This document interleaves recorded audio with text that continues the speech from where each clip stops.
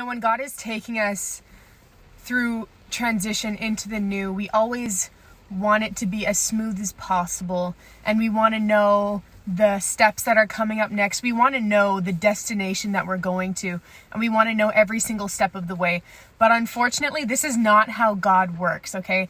I was talking to a couple people this last week, and we were saying how when us girls, when we do our makeup, it's ideal to do it in the house, okay? We want to leave ready and feel prepared for wherever we're going, right? But what God gets us to do, he says, no, do your makeup in the car. Get ready, step out in faith into the unknown, and do your makeup in the car, and trusting that by the time we get to the destination, you're going to be fully prepared and fully equipped, okay? Because when Moses, he was leading the Israelites out of Egypt, they were leaving a place of comfort, and they were going towards the Red Sea, which seemed like would be the end of the road for them. They thought they were going to die.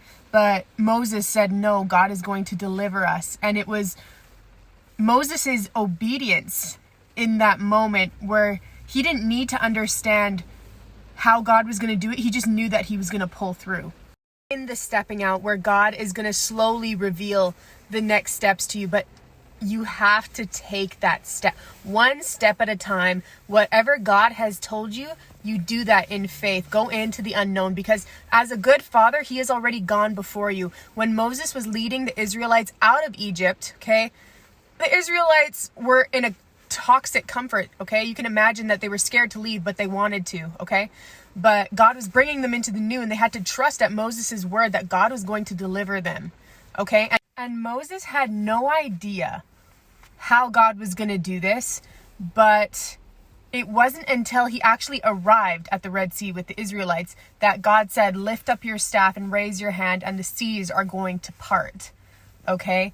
And it is in our stepping out, in obedience, in our faith and trust in God, that he is going to lead us and deliver us into the next season.